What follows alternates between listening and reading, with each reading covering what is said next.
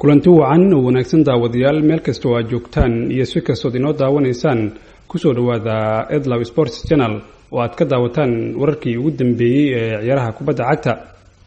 maantana haddii aynu eegno wararkii ugu dambeeyay ee suuqa kala iibsiga ciyaartoyda, tababaraha kooxda kubadda cagta ee Manchester United Jose Mourinho ayaa waxa uu doonayaa inuu dib u soo celiyo u dhaqaaqitaanka xidiga qadka dhexe kaga ciyaara kooxda Lazio ee u dhashay dalkaasi Serbia Milinkovic Savic kadib markii lacag dhan 80 milyan oo pound oo ku doonayay tababarahan in xidigan 23 jirka uu ku soo qaato xagaagii iminka aynu ka soo gudubnay ay burbureen. sida ay daabacday majalada The Sun, tababaraha reer Portugal ee Jose Mourinho ayaa doonaya in xidigan Sergej Milinkovic Savic uu ku xoojiyo qadkiisa dhexe xilli ay jiraan warar la xiriirinaya xidiga qadka dhexe kaga ciyaara kooxdaasi Manchester United ee Paul Pogba inuu u dhaqaaqi doono kooxda Barcelona. xilli xiriirkii ka dhaxeeyay tababaraha mayalka adag ee Jose Mourinho iyo xidiga inta badan ciyaarihiisa ay liitaan ee Paul Pogba uu burburay ayaa iminka waxa uu tababarahan doonayaa in xidigan u dhashay dalkaasi Serbia ee Sergej Milinkovic Savic uu keeno garoonka Old Trafford, isagoona u ogolaan doona ciyaaryahanka reer Faranse ee Paul Pogba inuu isaga hayaamo maslaxariyada haddii uusan ku qanacsanayn koos ciyaaridda tababare Jose Mourinho. dhanka kale kooxda Manchester United ayaa waxa ay xiriir la sameysay tababaraha kooxda Juventus ee Massimiliano Allegri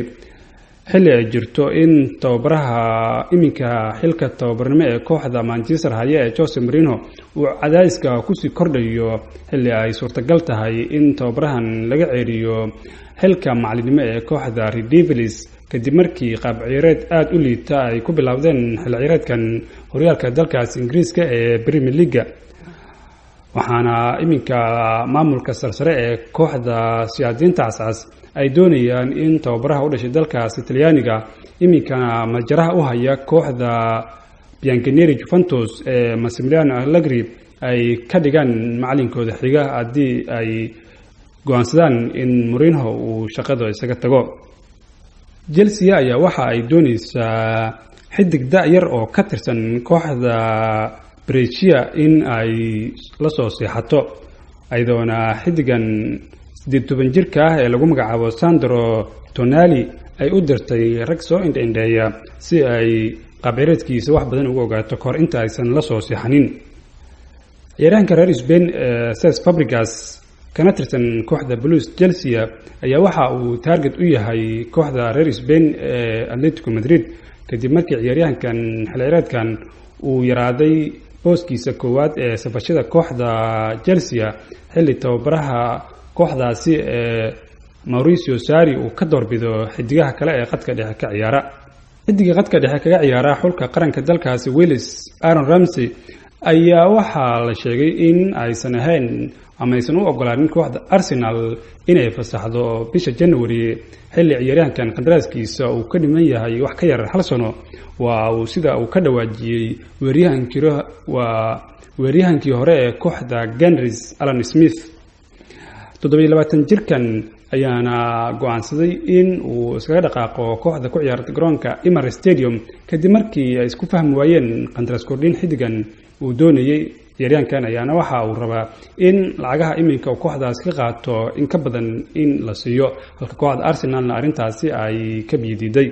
Eric Bailly ayaa waxa uu diyaar u yahay inuu ka fiirsado mustaqbalkiisa kooxda ku ciyaarta garoonka Old Trafford haddii uusan wax isbedel ka dareemin xaaladda adag ee iminka ku haysata kooxdaasi xilli tababare Jose Mourinho uu ciyaaryahankan muddooyinkii dambe kursiga kaydka u taxaabay aydoona la xasuusto in ciyaartii ugu dambeysay ee kooxdaasi Manchester 3-2 ay kaga adkaatay kooxda Newcastle in ciyaaryahankan bedel uu ku sameeyay xilli ciyaartii ay socotay 16 daqiiqo oo kaliya xilli kooxda Red Devils lagu hogaaminayay 2 gool iyo waxba. kooxda Borussia Dortmund ayaa diyaar u ah in ay heshiis la gaarto xidiga Barco Alcacer oo ka tirsan kooxda Barcelona. ciyaaryahankan iminka amaahda ugu ciyaara ama sida deenta kooxda ka dhisan Bundesliga dalkaasi Jarmalka ayaa la dhacsan qaab cireedkiisa waxayna doonayaan in guud ahaanba ay si toos ah xidigaasi ay ula seexdaan. xidiga qadka dhexe kaga ciyaara kooxda Real Madrid iyo xulka qaranka dalkaasi Croatia ee Luka Modric oo 33 jira ayaa murug ku dareemaya garoonka Santiago Bernabeu Stadium isagoona doonaya in xidigani uu u dhaqaaqo kooxda Inter Milan ee ka ciyaarta Serie A dalkaasi Talyaaniga. xidigan ku guuleystay xidigii ugu wanaagsanaa ee adduunka Luka Modric ayaa waxa uu iminka danaynayaa muddo dheer kadib inuu isaga tago caasimadda dalkaasi Spain ee Madrid iyo kooxda Real Madrid isagoona iminka diyaar u ah in uu u hawagedisto horyaalka dalkaasi Talyaaniga gaar ahaan kooxda ku ciyaarta garoonka San Siro Stadium ee Nerazzurri Inter Milan. kooxda kubadda cagta ee Manchester United ayaa waxay diyaar u tahay inay ku garaacdo kooxaha Liverpool iyo Everton da'yarka u dhashay dalkaasi Norway 14 jirka ee lagu magacaabo Isak Hansen Aronen. xidigan 14 jirka ayaa lagu tilmaamay inuu ka mid yahay xidigaha da'yarka ee ugu wanaagsan kuwaasi oo kubadda cagta mustaqbal wanaagsan ku leh, waxaana kooxda Red Devils ay iminka doonaysaa in kooxaha Everton iyo Liverpool ay ku garaacdo saxiixa ciyaaryahankan Isak Hansen Aronen lagu magacaabo. daaficii hore ee kooxaha Chelsea, Blackburn Rovers iyo Southampton Grammy Lesuak ayaa aaminsan in kooxda Manchester United oo baraheeda Jose Mourinho